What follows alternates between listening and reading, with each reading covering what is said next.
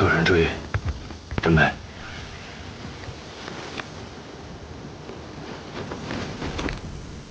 连长，怎么停下来了？对方火力一直在东南方向大力压制，就是想要把我们往西南方向驱赶。但是刚才侦察班报告说已经把对方的重火力干掉了。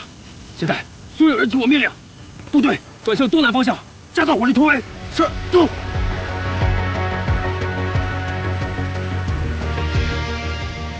咋回事？难道我们爆了吗？不会吧？要是被发现了，早就跑过来了。不行，这眼巴前的肥肉，不能就让他们这么跑了。现在和营之回所的联络中断好一阵子，24师长要求我们原地投守，要不再等等。等个屁！再等我们才走不了。所有配备给1连的火力，听我命令，出击！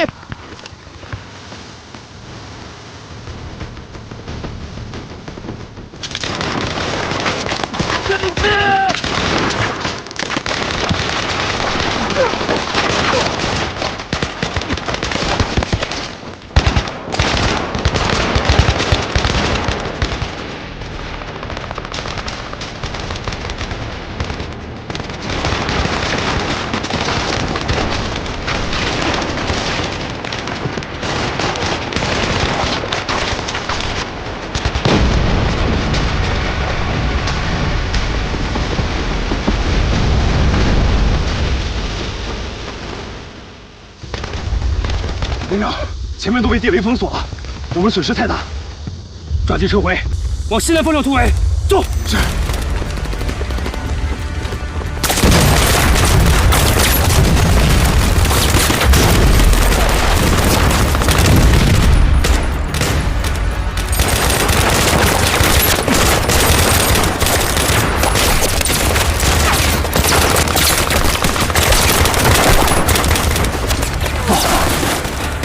徐大六转回来了！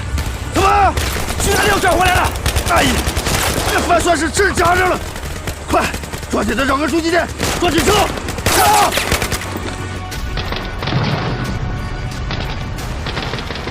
报告。对不起，领导，这仗打到这个份上，让你们见笑。守监同志，你先坐下吧。是。小鸡炖蘑菇，只有炖到火候了才能入味儿，是吧，陈院长？要我说啊，火大火小正合适，时长时短正当时，啊，肉色鲜美，咸淡适中啊。是啊，首长，现在所有的食材都在一个锅里炖着，这油水啊一点儿也漏不了。报告，首长。现在双方打成了半斤八两，是让他们继续这样打到最后一个人，还是以平局收场？你自己拿主意啊！当然了，你也可以参考2位营长的意见。报告，首长，我认为郭子健严重违规，判平局，我不服。违规的事情不要找我，问梁参谋。江营长，请问您指的违规是什么？100个人，顶多1个连的配置。可从火力上看，他郭子健快干进去半个营了。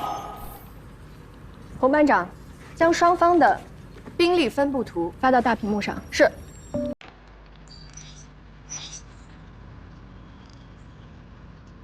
双方参战兵力都是100人，但是人员与装备的配置有根本区别。2营是以现成的徐大力步兵连为基础，配属支援了部分主战火力，而1营全部以火力打击效果为基础，等于临时组建了一支新的合成力量。新的合成力量，什么意思？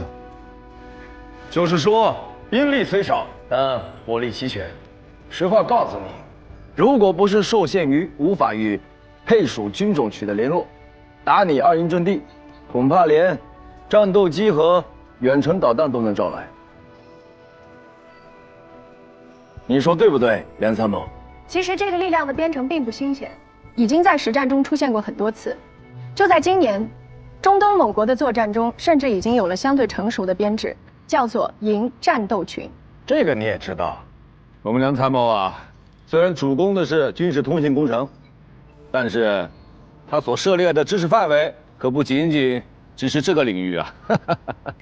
好，那照你们的意思，我们2营也可以配置相同的力量编程，根本不可能是现在这个结果，这就是不公平。什么不公平啊？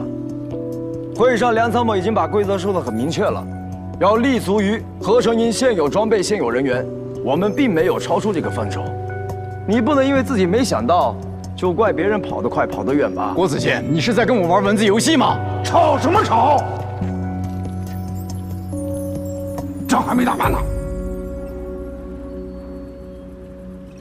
坐下。报告。讲。首长，就在刚刚2位营长讨论的时候，战局已经基本明了了。什么意思？洪班长，是。报告各位首长，虽然刚开始一营成功将2营包围，但由于自身的火力和兵力过于分散，而且频频出现配合失误，现在2营已经成功的突围并实施了反包围，目前正在逐步蚕食1营的剩余兵力，战局已经基本定型，2营获得胜利。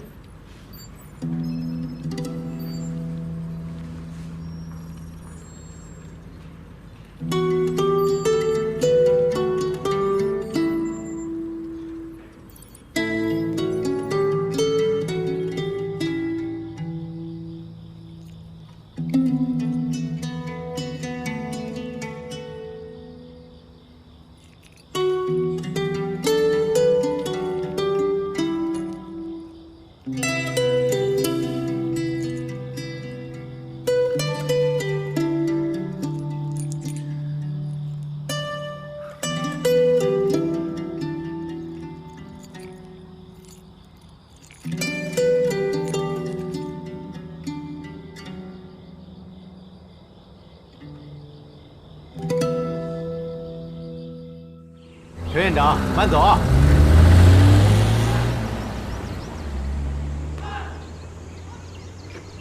首长，这次对抗对郭子健来说是不是有点不太公平？为什么这么说？如果不是教廷指挥所，我看着1营的攻势要比2营强。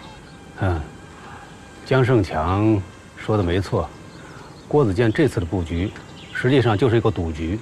赌局？赌什么？赌江胜强对他的战法一无所知。那不正好说明他的思路比较新奇吗？郭子健来396旅之前，他研究的一个课题，就是未来合成营立体作战的战法变化。这个营战斗群是这个课题的核心所在。没毛病啊，挺好的。所以我们也想看看这个营战斗群，它的要点到底在哪里啊？哦，那我明白了，您和梁参谋是专门给郭子健设了这么一个局，你们是故意的。哎呀，也是啊，一个110来人的战斗群，兵力分而散，火力多而杂，最强点和最弱点全都看指挥，决胜点全聚焦在郭子健一个人身上。所以啊，不能只聚焦他一个人身上啊，我们要看合成啊。郭子健这小子到了1营之后，想一战立威，碰到这个机会，就给他，看他能不能把握住。那你们还半道坏人家好事儿？我们就是不想让他赢得那么舒服，那么痛快。现在也挺好，1营的官兵上上下下都知道，跟着郭子健，他们有可能打败2营。我们的目的达到了，以后就看郭子健自己的了。首长英明。这次复盘呢，本来是由营长来主持，但是我桑海田作为一个在1营当了3年多教导员的政工干部，自报奋勇来主持这场纯军事会议。我说一句掏心窝子的话，这是我自打来了1营起，在公平环境下，我们和2营胜负之间最接近的一次 PK。李松伟，你觉得呢？你这党委书记一下就定了会议的调子，哪有我们群众说话的份儿啊？李松伟，有话直说，不要无理取闹，好吗？好，我承认，这场仗打得确实有那么点门道，但还不是输了。输，是因为导调组中断了双方指挥后，你们错失了大好的战机。问题说到底，就是出在你李松伟身上。反正胜者亡，败者寇。我这败军之将，也只能当出气筒了。你不要在这里跟我无理取闹好吗？有理说理。行，那就别怪我不客气了。郭营长，您老人家设计的这出戏，根本没有把核心作战思想向大家坦白。这说的客气点，你是怕走漏了风声；这说的不客气，你就是对我们一营干部缺乏最基本的信任。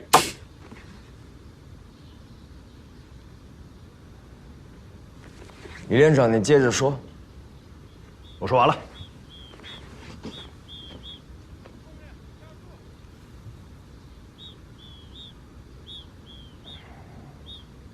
李连长刚刚说的问题，提到了这次演习的核心。的确，作为指挥员，我把这次演习的所有问题，包括吴东胜小组的侦察行动，全都掌握在自己手里，也的确没有事先跟大家进行沟通。对于李连长今天的批评，我虚心接受，但绝不悔改。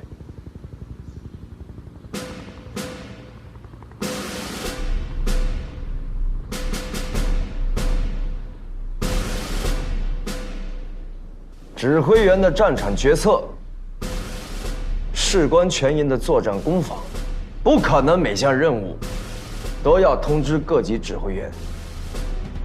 我只能说，这一次导条组里面有高人，针对我郭子健的战法和创意，搞了一次指挥所双杀。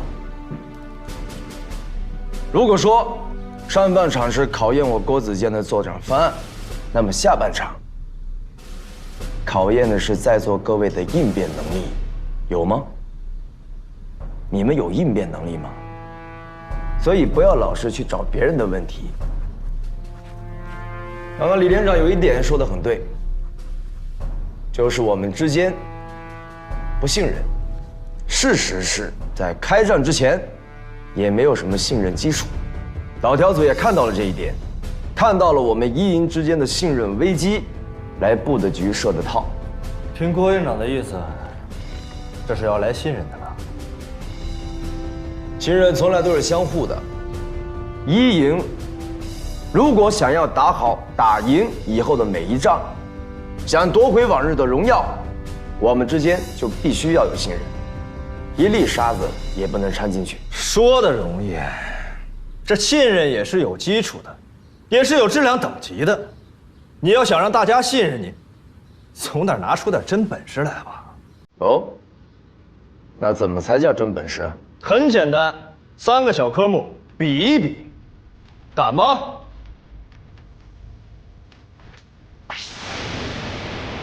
吴班长加油！吴班长加油！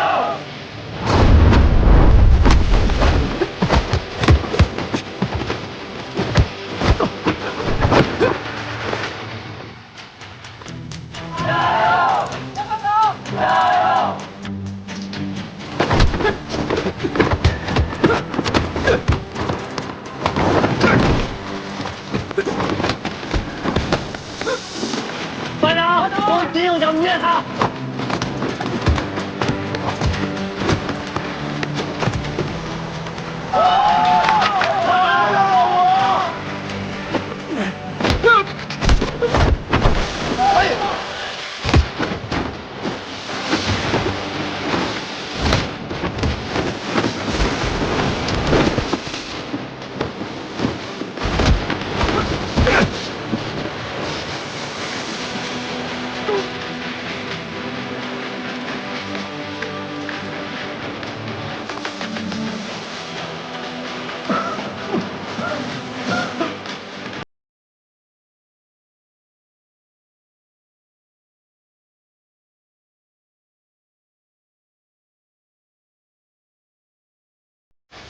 营长，俺年熟的心服口服，身手不错。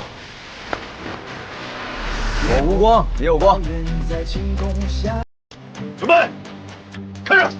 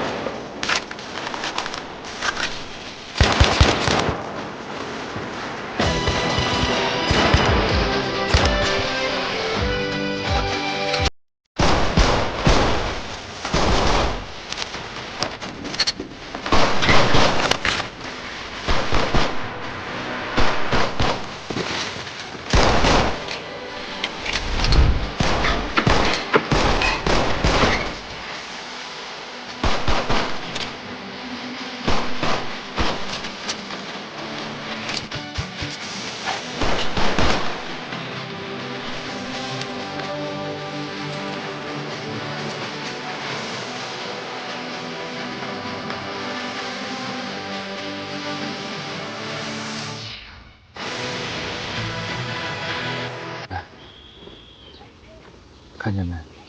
那就是现在的副营长。我以为副营长的位置不缺，非你莫属。这可谁知道从外面又调来一个。这也是，演习2连败，成绩难看，也难怪了。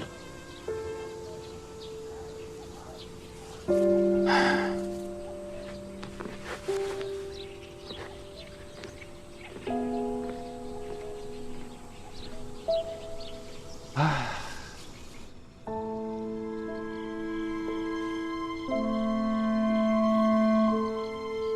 喂，苏伟，你怎么了？啊，没啥，刚刚出差回来，有点累了。我不在你身边，你要多注意身体啊。爸爸，爸爸。哎，大狗，小事儿，想没想爸爸？想爸爸。我们什么时候才能去跟你一起住？快了，等爸爸这2天有空，就回来看你们，好不好？苏伟，孩子马上要上小学了，随军的事儿。慧芬儿，这个事儿可能还得再等一等。不是说今年提了副营就差不多了吗？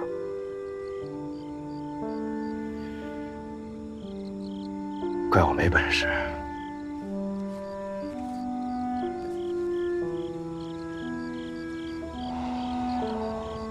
51、52、53、54、55。是得练练，今天丢人丢到姥姥家了。喂，停下！怎么回事啊？那有啥丢人的？咱们营长厉害，咱应该高兴，是吧，班长？就是。哎呀，太久没有这种感觉了。啥感觉，班长？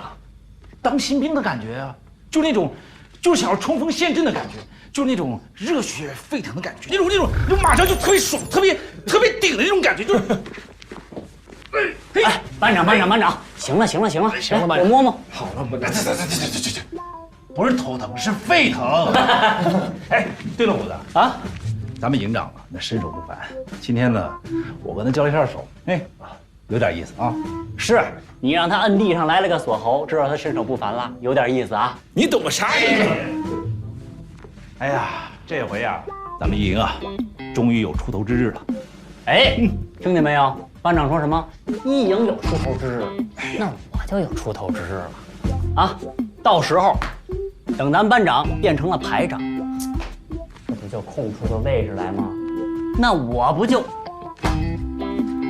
变成什么？林班长。哎，到时候我跟你们说，我女朋友肯定从老家赶过来跟我结婚。到时候哥几个啊，喜酒喜糖管够。你们2个。让我感受一下当班长的感觉。2位，起立，稍息，立正。叫声班长，让我乐呵。娃娃脸，没大没小，说什么呢你们？行了，别闹了，保在那儿起立，搞体能。搞体能。到了。我手准备。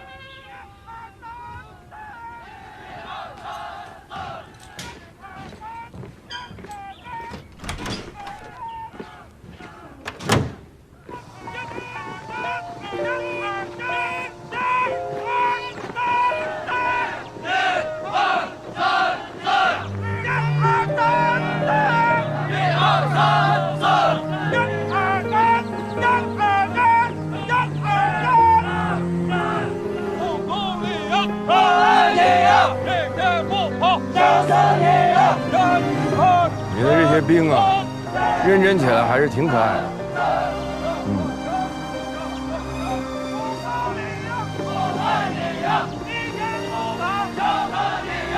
看来这些兵已经开始认可他们的营长。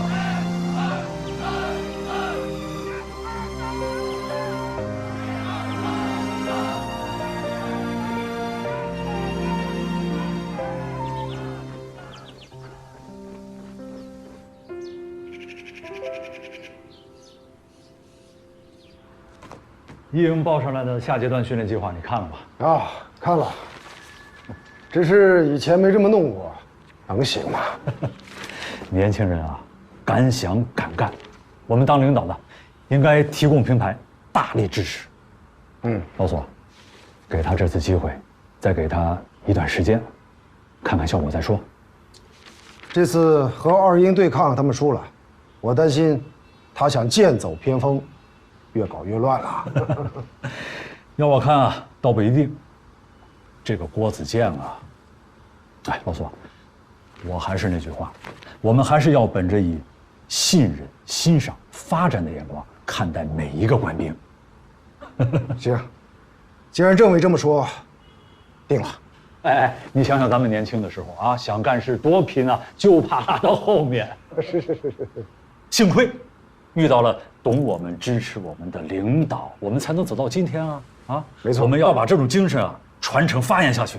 政委说得好。啊，走了啊，就这么定了啊！哎，好。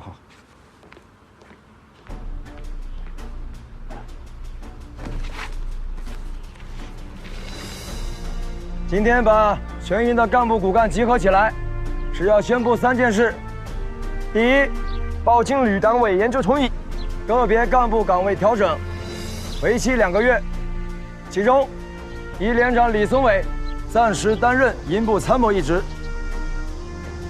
第二件事，营里以武装侦察班为主，成立蓝军小分队，分队长由吴东胜担任，但现阶段由营部参谋李松伟负责。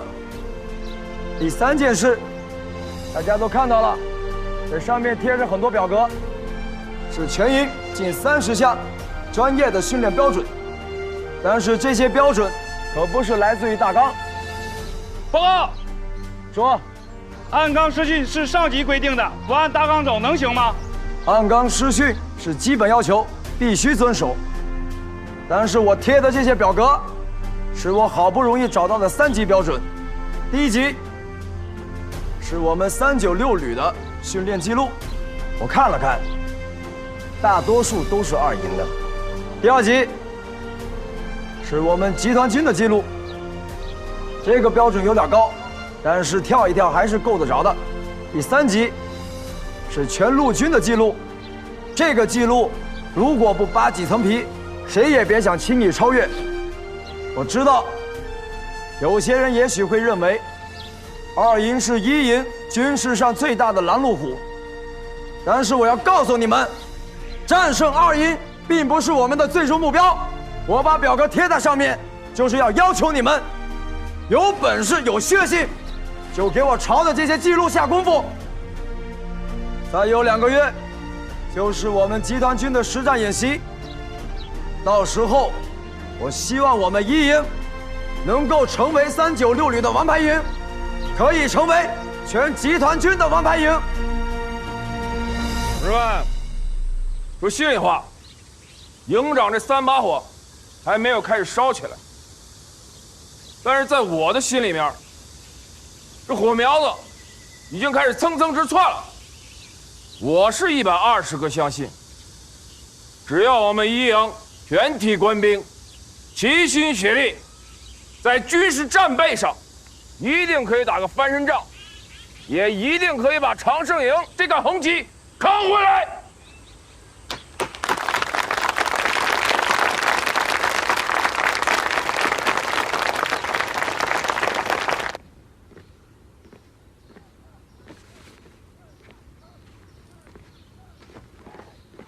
报告。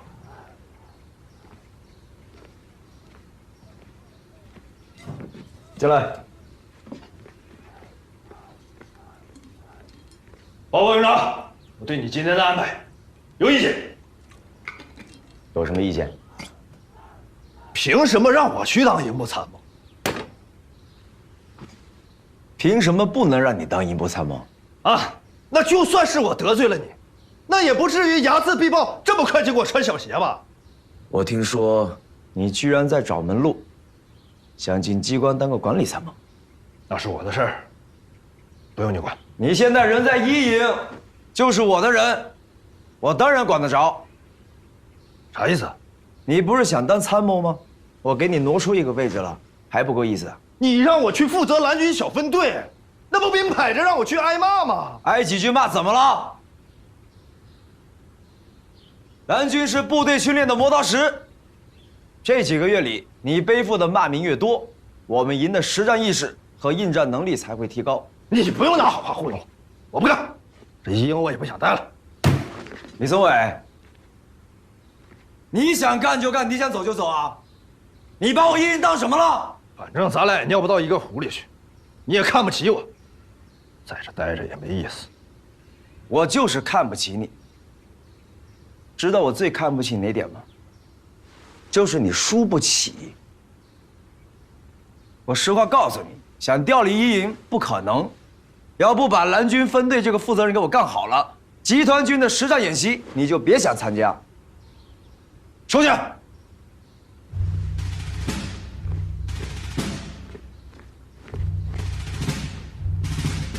治不了你。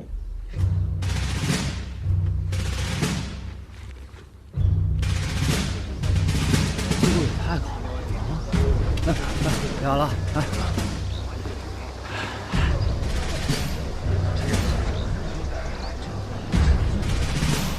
你好，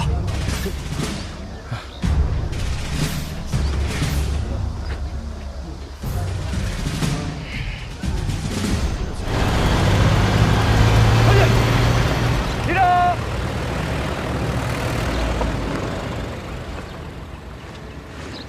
营长同志，一连正在组织战术训练，请指示。是。是。上去。营长，到。李松伟呢？报告营长，连长病了。病了？什么病？严重吗？没事，休息下就好了。接着训练吧。是。看来这是有情绪啊。应该是面子上过不去了。本来你来呢，是想给你个下马威，结果把自己给弄成了个笑话。再加上本来是要提副营的，没提上去。带我去看看他。依我的看法，这个时候不去看他最好。李松伟这个人，我还是很了解他的。对于他呢，就好比是驯马，那些性子越烈的马，你越要使巧劲儿，把他性子给理顺了。往往只有这样，到最后才是最贴心的。行，听老大哥的。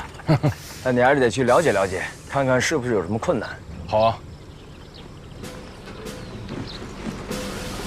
怎么回事？报告营长，好像出故障了。我上去看看。不用了，营长，我金右脚来修就可以了。金右脚？你说的是吴东升？是。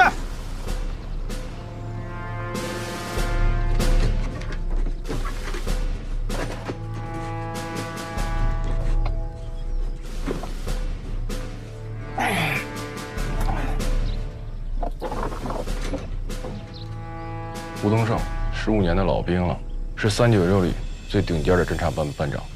除了军事素质过人之外，还是个机械控。因为一些装备革新成果，已经立了2次3等功了。2次3等功？那为什么不上报提干呢？这些功来的有些晚了，年龄长了。那太可惜了。虽然提不了干，但我们也在想尽各种办法，想把他保留下来。幸好，康政委给了明确的态度，说无论如何要把他留在396里。那太好了，这样的人才要走了，就是部队的损失啊。都修好了，快试试吧。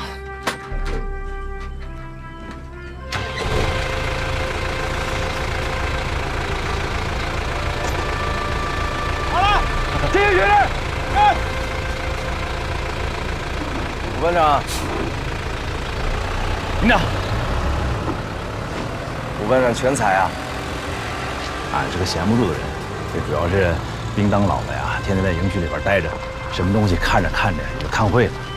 家有一老，如有一宝，我们一营也一样，有你这个老兵在，我和教导员都很踏实。这老是真的老了，但是宝啊还真算不上，还挺谦虚。你们侦察分队到时候会添一些新的装备，你还得多用心啊。保证完成任务。李松伟，你小子公报私仇，你太欺负人了！今天我好好教训你，你都不知道为什么坏人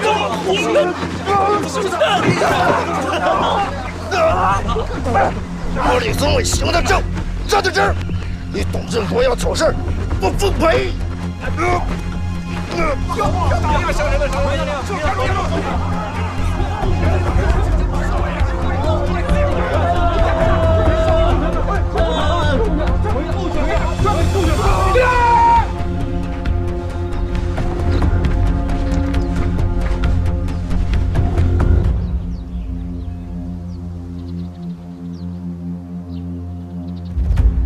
报告营长，营长，李参谋跟董连长打起来了。怎么回事？蓝军分队对2连进行战备点验，要求太严了，董连长受不了。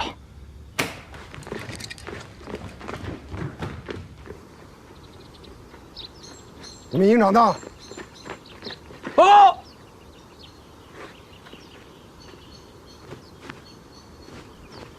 副旅长同志，一营2连正在进行战备点验，请指示。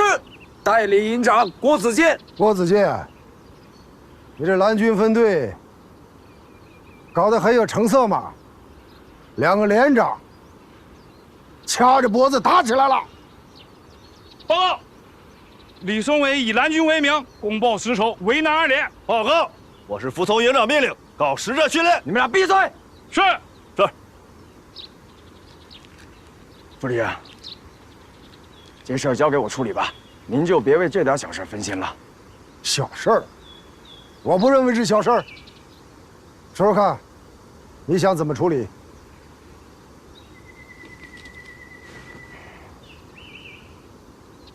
批评教育，还有呢？引导大家正确对待蓝军小分队的行动，减少对抗情绪。然后呢？还有，你2个连长出尽了洋相，就这么云淡风轻过去了？那副旅长的意思是？我想听听你的意思是。报告副旅长，讲。我的意思是，对蓝军分队抓住部队要害实训的做法给予肯定，对有些同志不适应蓝军的情绪给予正确引导。第3，认真研究对抗方案，使训练更加逼真，更加贴近实战。完了。完了。郭子健，你就是这么抓部队训练的？报告副旅长，抓部队训练，大纲上只给了标准和大致规范，对具体训法并未确定具体细则。我认为，只要能够提高训练热情，提高训练标准，不管短刀长刀，只要能打赢硬仗就是好刀。报告完毕。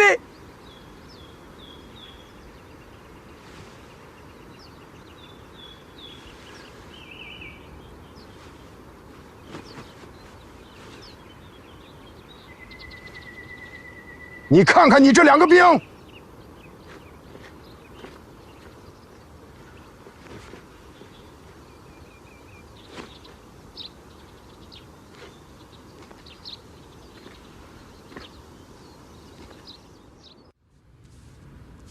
董振国这小子下手够黑的。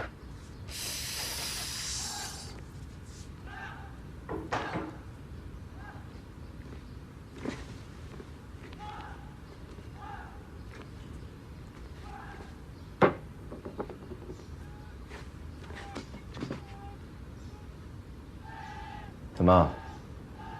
还要我亲自给你上药？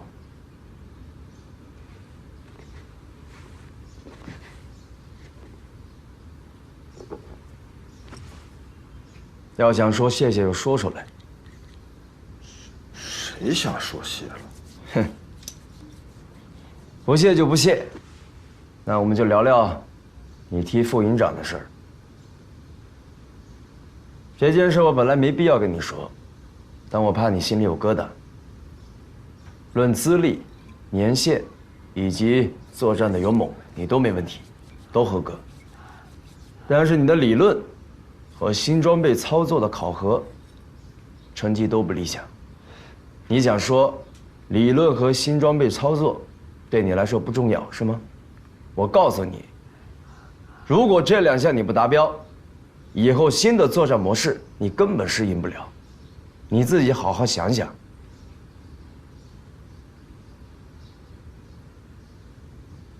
行了，别丧着个脸，跟我走。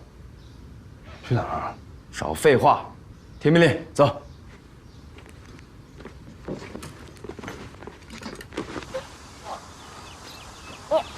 爸爸来了！爸爸来了！爸爸！爸爸！爸爸！大狗，省事儿！这老婆孩子都来了，还愣着干什么呀？快去！大狗，小事儿！哎呀，你们咋来了？哎呀，想不想爸爸？想。亲亲爸爸。哎呀，真乖！你们咋来了？你们郭营长让我给你个惊喜。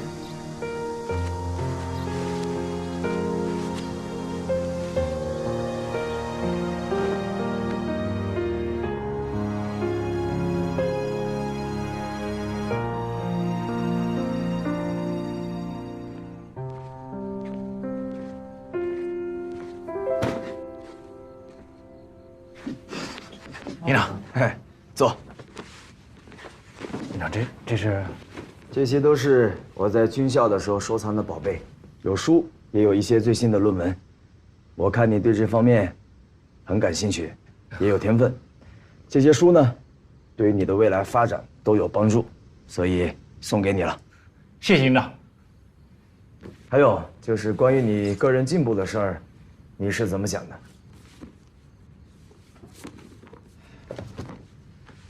营长，俺今年都30好几了，早超龄了。再说了，这全军上下哪有30岁的新排长啊？所以就没太考虑这个。我听教导员说，对于你的保留和使用，旅单位已经有了明确的意见。营长，说句心里话，俺真的不太看重这个。那你看重什么？俺就想踏踏实实当一个老兵。就这样。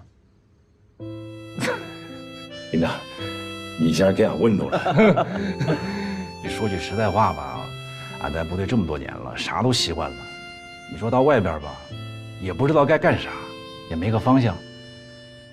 但就是您来了之后，就特别是跟您打了那次演习之后，俺觉得那才叫真打仗啊，那才叫过瘾，那才叫爽。所以俺觉得，俺现在好像有方向了。俺觉得，俺就是要当一个在战场上打硬仗的老兵。营长，那以后俺就天天早起床多训练，生怕掉队了，俺就等着你一喊吴腾胜到，吴腾胜到，就想跟着你一块打仗。我明白你说的意思，我答应你，在一营只要有我郭子健，就有你吴东升。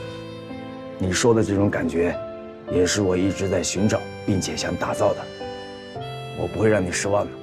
那营长，说话算话，说话算话。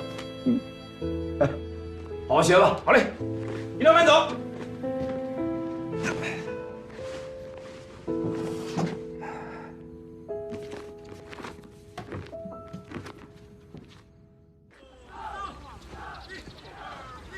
营长，食堂闹起来了，他们这是皮痒了。营长，食堂闹起来了，他们这是皮痒了，没完了是吧？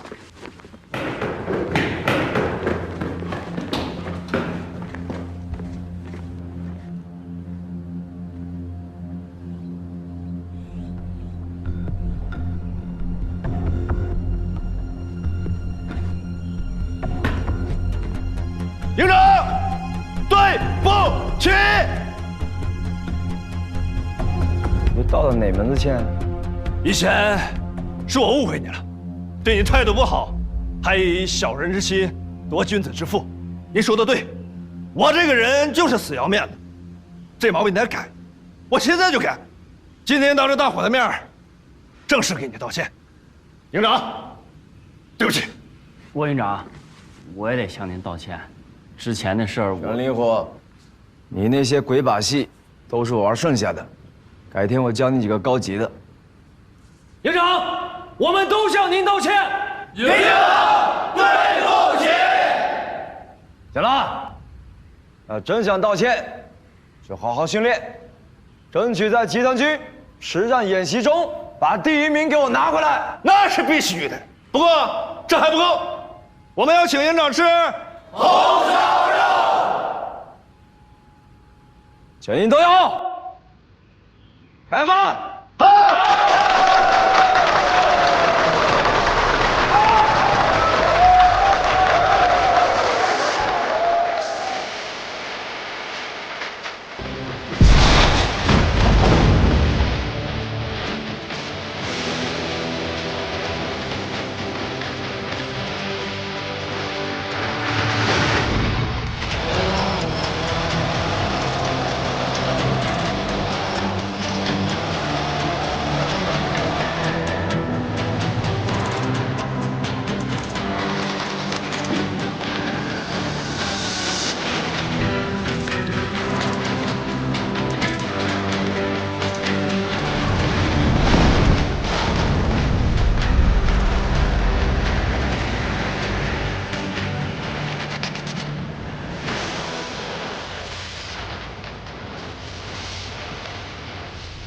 继续测试。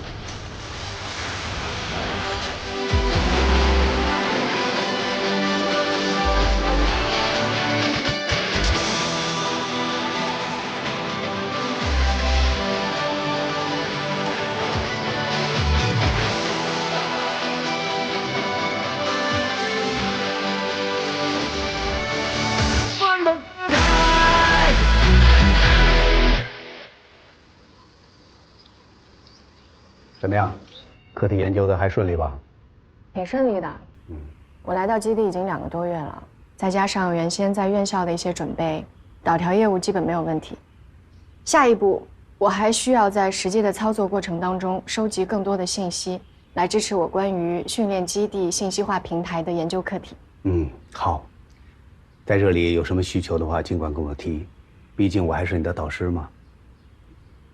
我也希望你基于这次研究，把咱们训练基地的信息化平台给它完善起来，这样在将来的演习当中，我们的导调员就不用再四处奔波，兵洒千里了。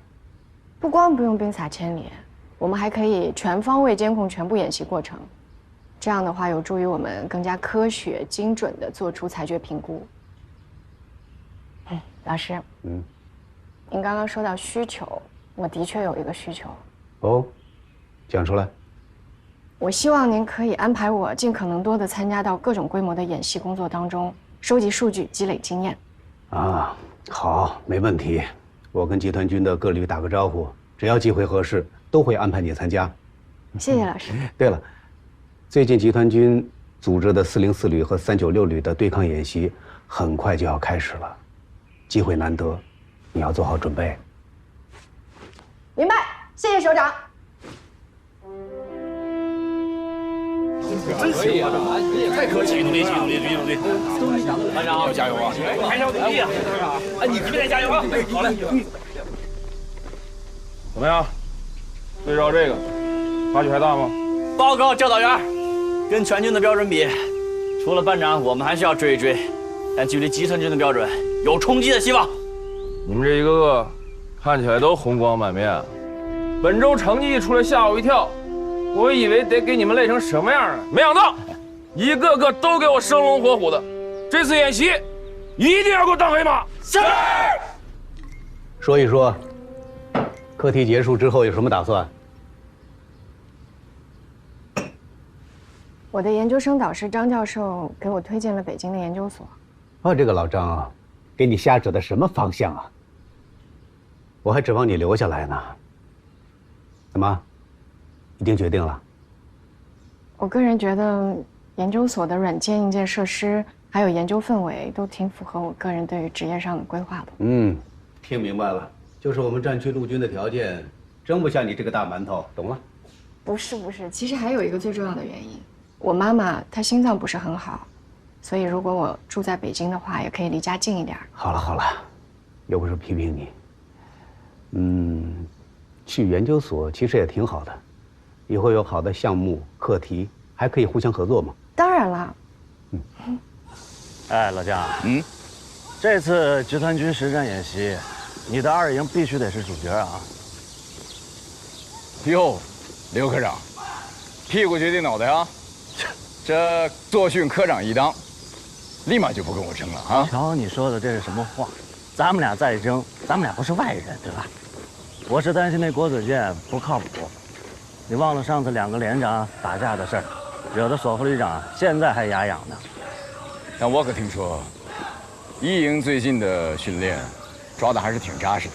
行了吧，就他做的那都是面子工程，要是主攻营的位置交给他，那才真歇菜了。咱们也不能太小看他。哎，你今儿这是怎么了？心神不宁的。抓部队基础性训练，这可是实打实的硬功夫啊！刘科长，你说的对。你忘了前几年，我从作训科参谋下来当营长，一心就想超过你，但是打了2年，硬是一点便宜没从你小子身上占着。所以抓训练这一块，你要说第2啊，没人敢认第1。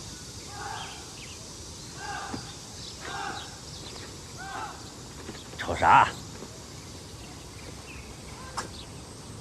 哎呀，刘科长，刘科长，哎，当年你当营长的时候，这番话怎么不说给我江胜强听呢？那会儿咱俩是竞争对手，我能服吗？现在说也不晚啊。放心吧，旅里怎么安排，我江胜强怎么行动。我告诉你啊，索副旅长的原话，军事上的事儿交给你们2营，那全旅上下都放心。明白。回到1连感觉怎么样？那还用说，那感觉可太好了，再也不被戳脊梁骨了。就你这点出息，哎呀，你这当领导的可不知道啊，这都在一个院儿，数门数路数头数脸儿，这处理轻了呢不达标，处理重了呢又处处骂娘。这当了这2个月的营参谋，又是专门负责蓝军小分队，我李松伟攒的这点好人缘全都败光。就你这狗脾气，还好人缘？说说，这2个月有什么收获？收获还是有的，哎，尤其是战术素养。这次咱俩要是再比，我可未必输给你了。不好了，不好了，不好了！干啥玩意儿？不好了，不好了，整天。不是，能不能整点吉利的？说，团长，咋事？我听我老乡说，咱们旅要把集团军主攻营的位置交给2营。啥玩意儿？哎，听谁说的？消息准确吗？应该不会错。我这老乡是作训科的，他应该听刘光远说的。这个留心眼儿，肯定有人他在背后搞的小动作。我看他这2年营长算是白干了。干嘛去？朝副旅长和政委抗议去！站住！不是，营长，难道就这么算了？这段时间我们付出了多少心血和努力，好不容易展现身手的机会，要是真成预备队，那还有什么劲啊？这事我心里有数。主攻营，我们不让。对于这次我们演习的对手404旅，我想不用多说，大家都知道吧？谁不知道啊？死机旅嘛。什么叫死机旅？哦，以前网速慢，只要一白屏，上面就出现404，大家都以为是死机了。但是，他们旅也有一个其他的名字，叫黑曼巴。没错，黑曼巴。404旅旅长亲自命的名。什么叫黑曼巴？蒋振强，到，给大家科普一下。是。黑曼巴，眼镜蛇的一种，是非洲最可怕的毒蛇，其爬行速度居世界蛇类之首。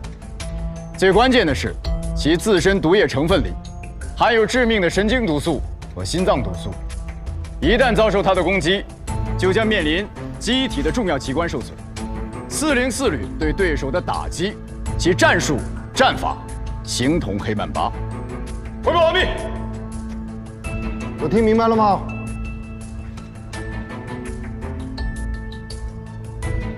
姜胜强同志说的没错，404旅旅长卢远山，个人演习中有2个最大的爱好，一个是中断红军神经系统，第2个俘虏红军指挥员。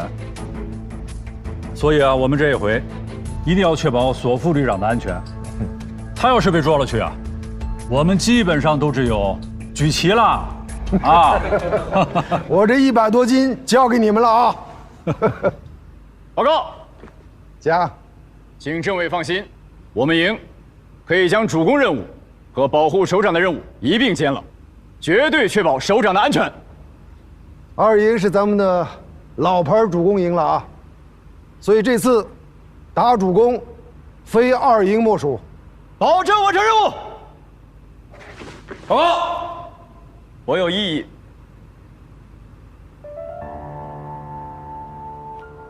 怎么？郭营长想跟我们2营抢主攻？怎么能叫抢呢？要按照编制序列，这1营也应该是主攻营。郭营长，我想提醒你，主攻营的位子能者居之，不是按编制序列来的。你们1营各个科目的训练成绩是什么水平？不用我多说吧。如果我没有记错的话，上一次你可是我们2营的手下败将啊！蒋营长说得好，能者居之，但谁是能者，看的不是以前的成绩，是现在的成绩。你的意思是，要跟我们2营再比一场？当然，那也比内定有说服力。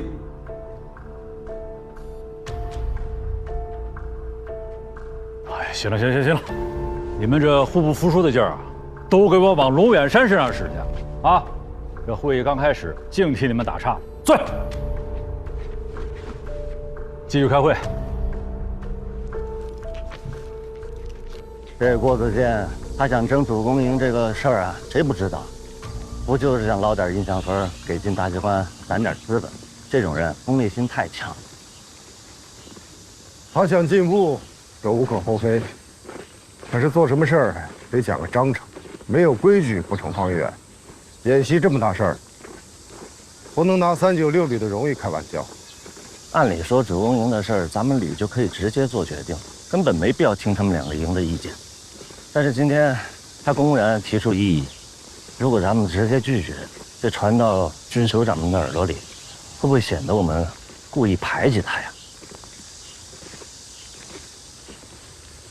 你有什么想法？上一次不是判营营书吗？这郭子健心里肯定憋着气儿。既然这一次他又主动挑战2营，我觉得那干脆让他们2个营再打一次擂，全面比拼一下。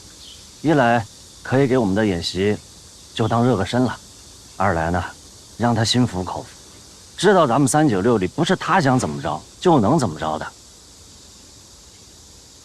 这样也好，相对公平。回头我和政委再汇报一下。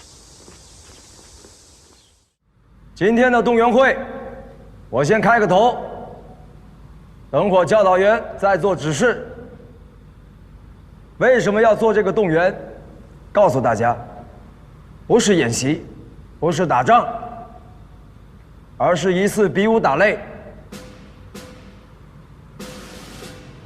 可能有些人已经知道了，没错，我们要跟2营打擂，争夺这次对抗演习的主攻营。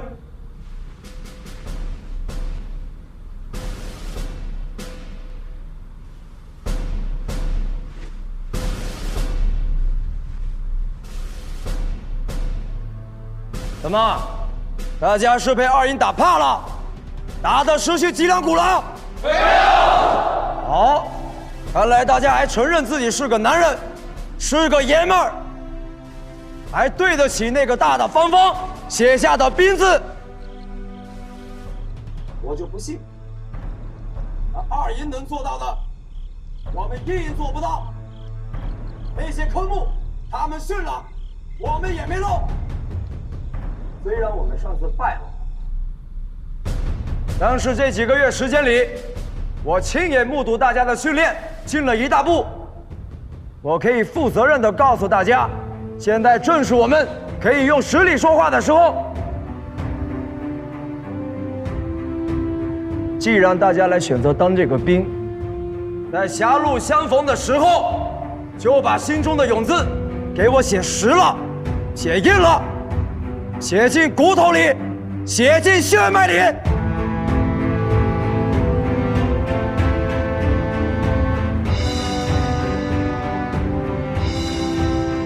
我现在就问大家一句：有没有信心战胜二营？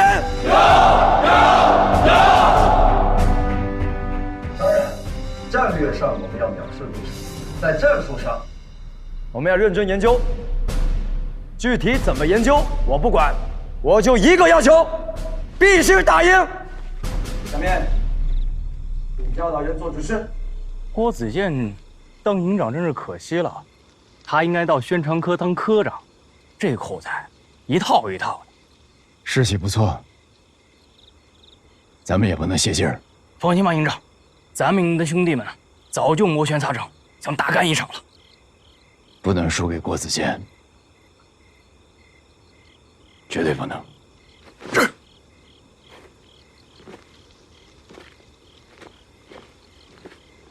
营长今天开这个动员会，开得好啊！然后桑海田心里面特别的惭愧。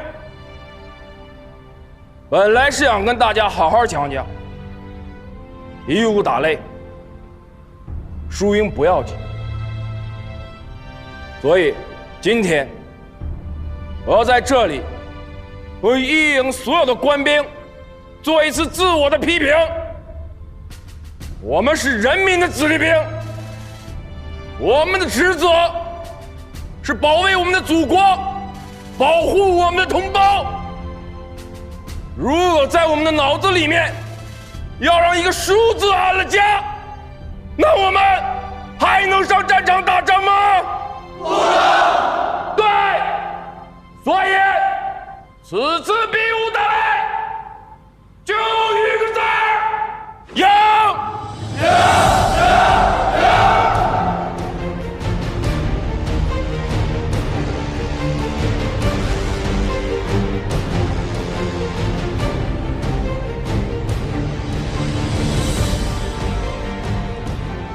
这都接近尾声了，成绩还依然不分上下。哎，也奇了怪了，一营这进步也太神速了，好像一夜之间就成主力营了。你们是不知道，这段时间郭营长抓训练是下了真功夫。行了，你们在这盯着吧。是。这两位营长倒真有意思，一个在最前面，一个在最后面。可惜了。集体成绩取的是平均值，只有分离8秒。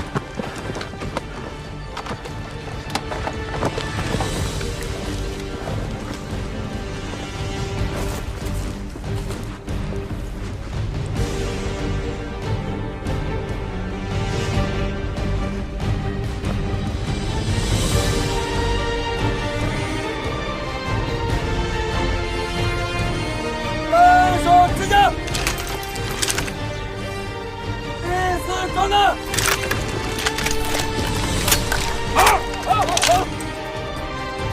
射击准备。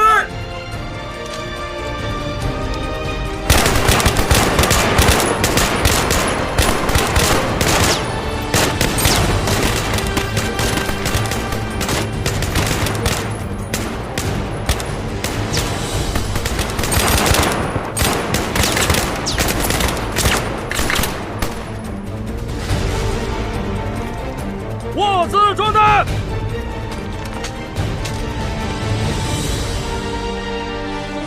开始射击。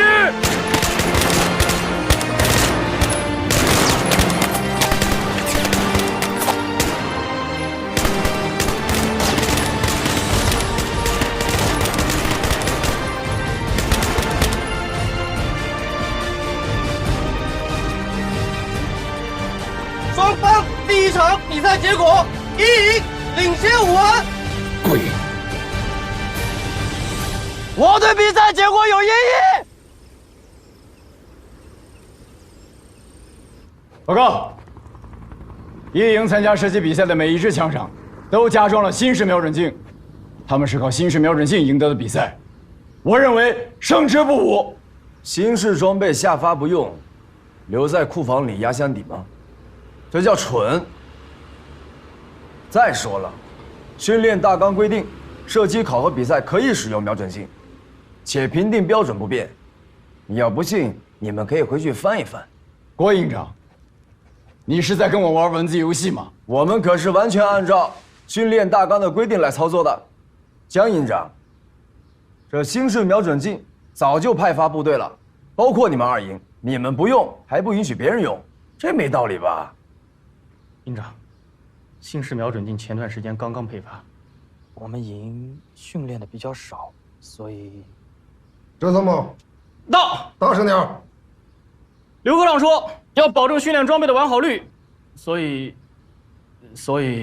我是让你保证完好率，不是不让你训练。哎，刘科长说得好。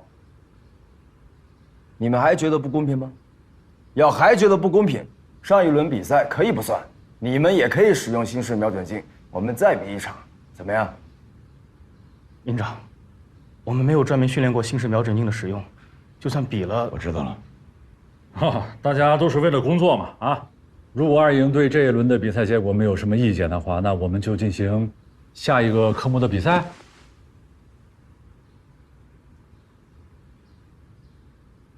江胜强，到，认可不认可？认可。左副队长，这新式瞄准镜的使用流程确实还是比较繁琐，需要反复校准才行。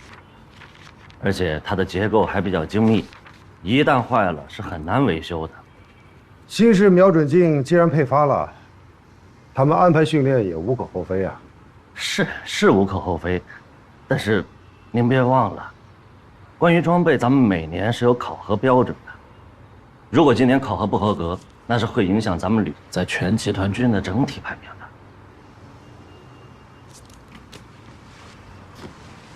的。说到射击，我听说郭子健在396旅比武打擂中用上了新式的瞄准镜，这可将了你们作训部门一军呢。是，这种新式瞄准镜配发以后啊，我们考虑到部队还没有经过专门的培训，再加上训练大纲也没有强制性规范，所以我们就对各部队没有提出明确的要求。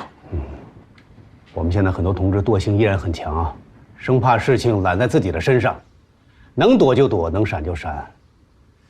对于上级不提要求的事情，基本上放弃了试错和创新。干活多，是非就多了。郭子健启用了新式的瞄准镜，就像一根刺，说利不利，但是难掩其锋芒，这会让很多人心里不舒服啊。首长说的是，就连我这个作训处长心里都不是很舒服。不过还好，我们已经在筹划专门的培训了。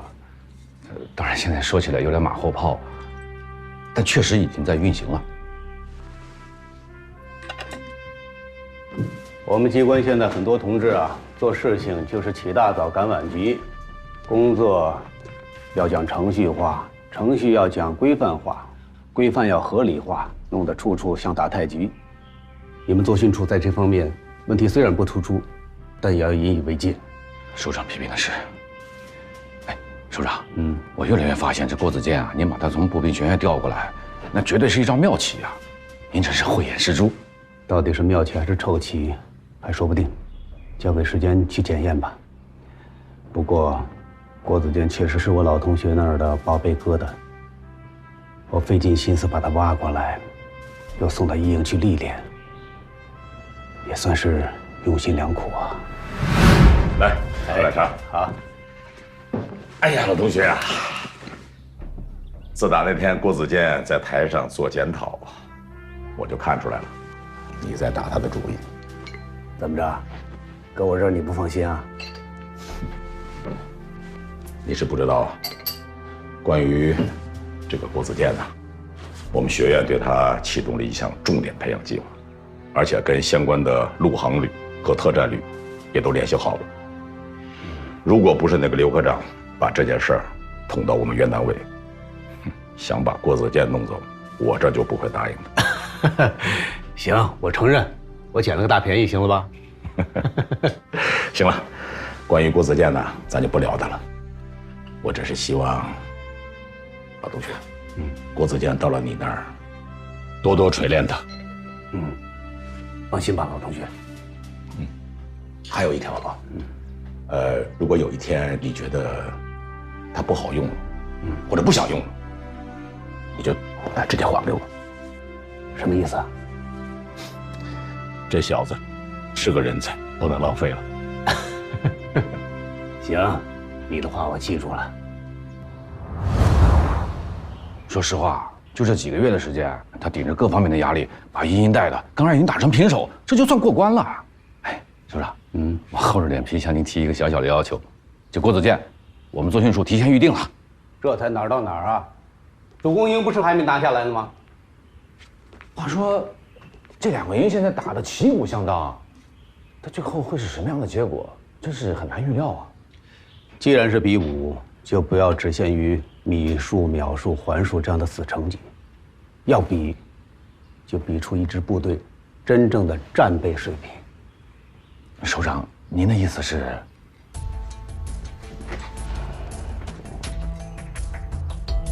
郭子健，不管这段时间你给一营增加了多少训练，但是一支军队的战备素养，不是一朝一夕能够突击出来的。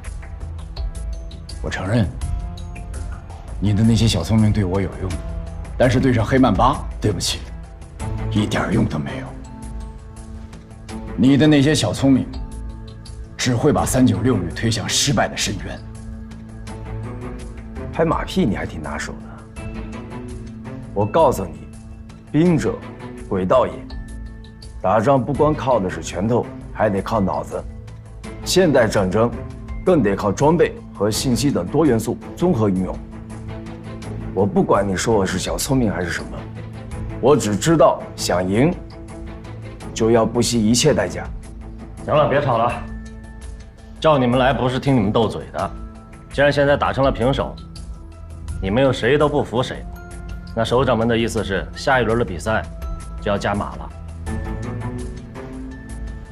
郭子健，你确定要继续吗？继续啊，为什么不？那我现在来宣布一下下一轮比赛的内容。这是根据您的想法设计的比赛课题。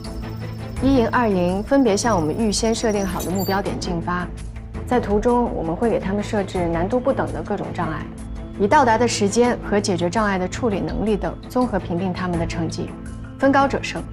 好啊，这次虽然只是2个营的比试，但我依然会请求你们战术训练基地参与导调。上次你就组织过1营和2营的小型对抗，也算是有经验了。我跟马司令员已经打过招呼，这次还是由你带队参加。是，保证完成任务。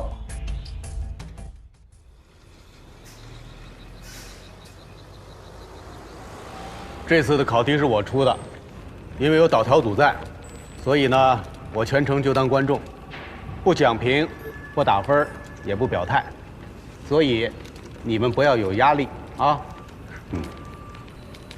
当了几十年的兵，最喜欢看军事比武。你们搭了这么好的擂台，应该早点通知我。首长为了观看比武啊，推了2个活动，找军长特批才来的。感谢首长对我们396旅的厚爱。1营的郭子健营长现在还处在和1营的磨合阶段，2营的姜顺强营长还需要加强锻炼，希望他们不辜负首长的期望。哎，对于之前的比试，你们有什么感受啊？报告少长，我们最深的感受是，部队的士气上来了，打仗的氛围出来了。我的感受啊，还是这个郭子健，他把一营的这团火呀，给点着了。哦，这才几天呢，话说的这么满。真正的较量才刚刚开始。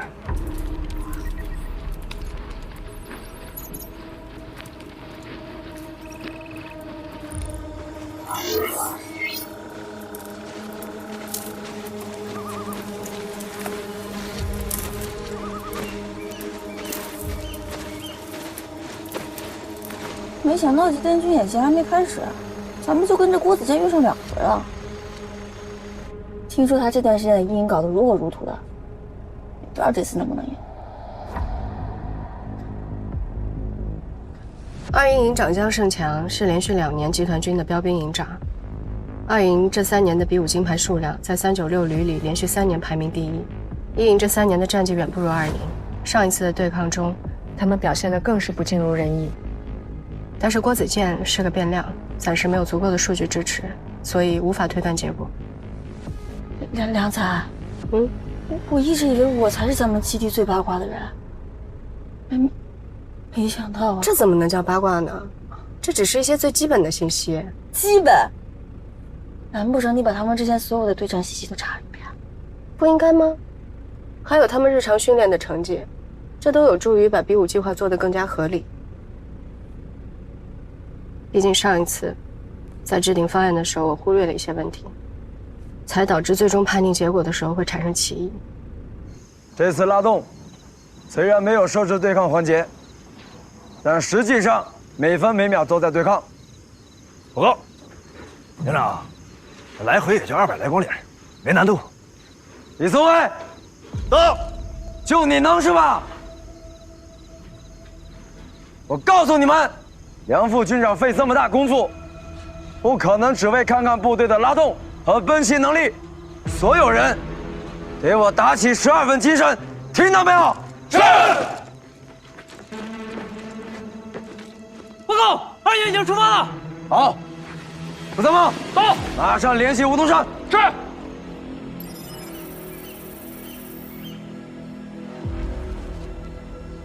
班长，这下糟了。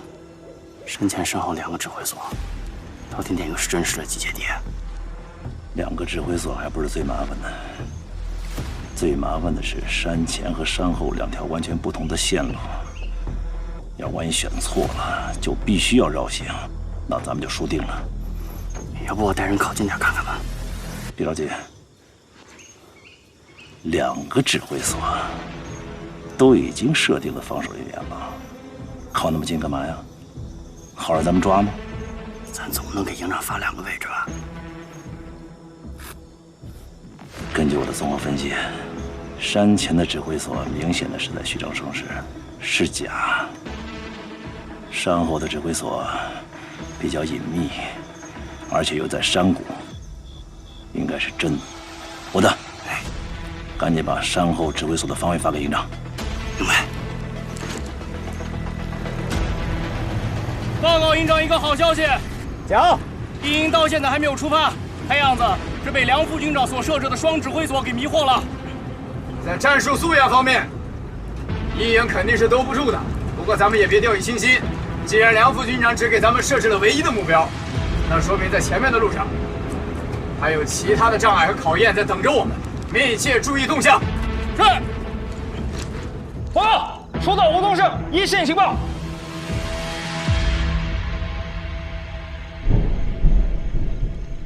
好，营长，我觉得吴东胜的分析也未必准确，咱们要不要再派几个人去看一下？1人不用，用人不疑，听吴东胜的。是。1营到，出发。是。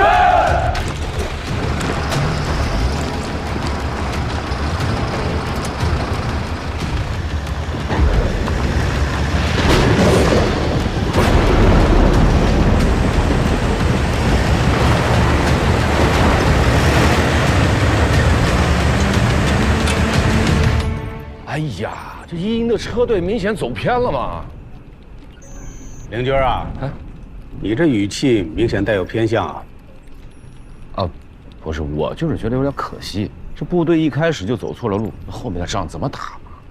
那不正好吗？考验指挥员的时候到了。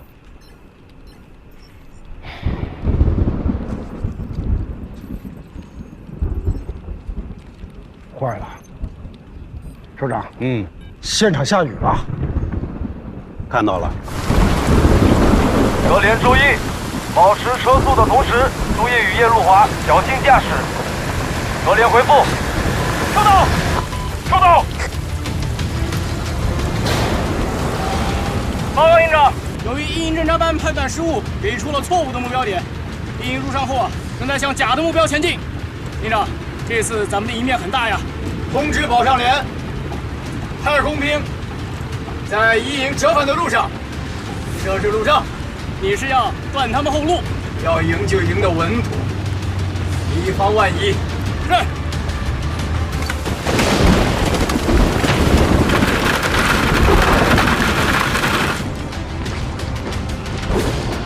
哇，他们这二营也太绝了吧！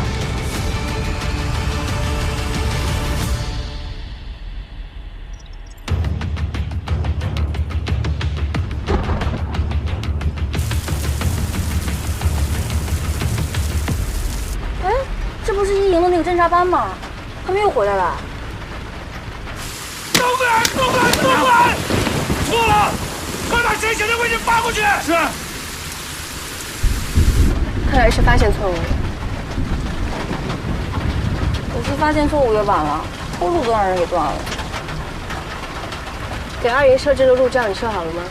放心吧，梁三，他们马上就要遇上来路虎了。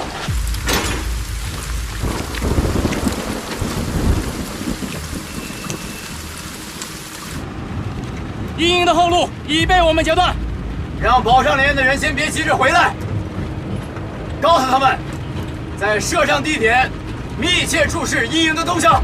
是。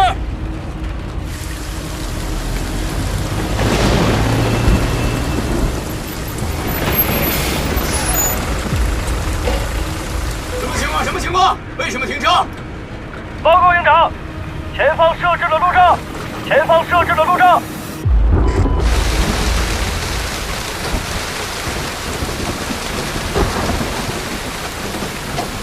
这个吴荣胜，成事不足，败事有余，就不应该把这么重要的任务交给他们侦察班。这回先大眼了吧？营长，赶快下命令吧！报告。营长，收到侦察人员信息，江正强把我们后路给断了。能清障吗？可以清障，但是至少需要2个小时的时间。从目前二营行进的速度来看，如果折返清障，我们将必输无疑。这个江正强居然学会玩兵法了，这几次没白栽在我们手里，还是有长进的。营长，你这个时候怎么还能笑得出来呀？赶快想办法啊！现在着急也没用。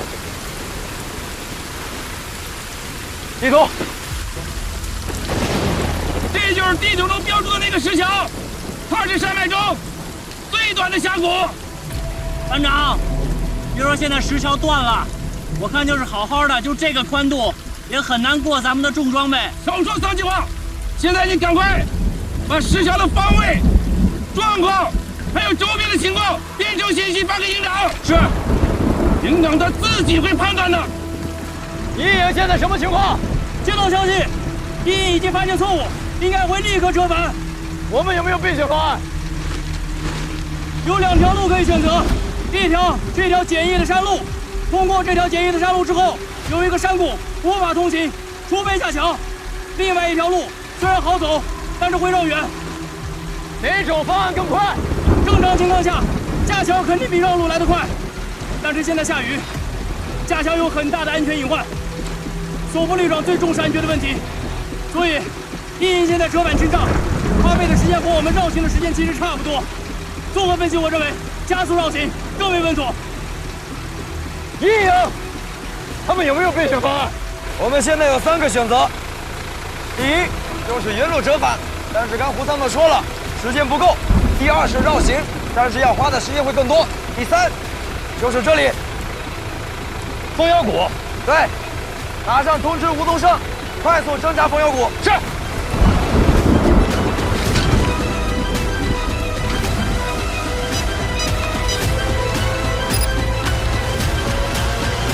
营长，这也太巧了，吴东胜小组现在就在蜂妖谷。好，这才是一营的侦察班长，有任何消息立即汇报。是。